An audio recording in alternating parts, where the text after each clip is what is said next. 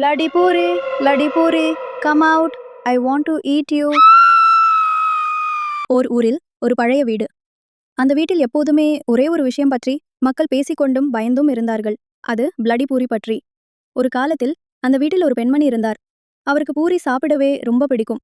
ஒரு நாள் அவளது உணவுக்கு யாரோ விஷம் கலந்து விட்டார்கள்.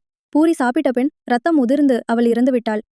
அவளது ஆத்மா அந்த வீட்டில் பூரியாய் திரிந்து கொண்டிருக்கிறதாம். அதனால் அந்த வீடு பூரிப்பேய் வீடு என்று அழைக்கப்பட ஆரம்பித்தது. ஒரு நாள் 3 நண்பர்கள் ரமேஷ், சுகுமார், ஆனந்தி அந்த வீட்டிற்கு ஆவி அழைக்க ஒரு பிளடி பூரி சேலஞ்ச் செய்ய முடிவெடுத்தனர்.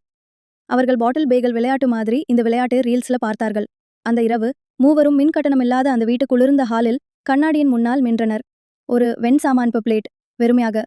அவர்களது நகைச்சுவையுடன் ஆனந்தி கூறினாள், கமான் கைஸ், இது ஒரு ரீல்ஸ் ட்ரெண்ட் தான், பயப்பட வேண்டாம். அந்த மந்திரத்தை மூவரும் ஒன்றாக கூறினர். Bloody puri come out, I want to eat you. 3 முறை. சற்று நேரம் அமைதி. அதன்பின் பிளேட்டில் ஏதோ நெருப்பு தீ போல தோன்றியது. அந்த வெறுமையான பிளேட்டில் திடீரென ஒரு பூரி.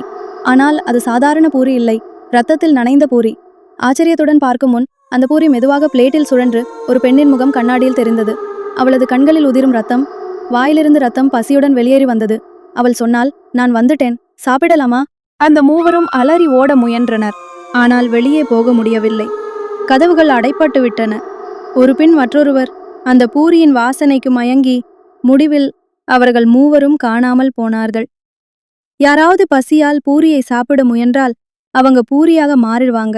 பயந்தால் அதே வார்த்தையை சொல்லாதீங்க, அப்புறம் உங்களையும் பிளடி பூரி தேடி வரும்.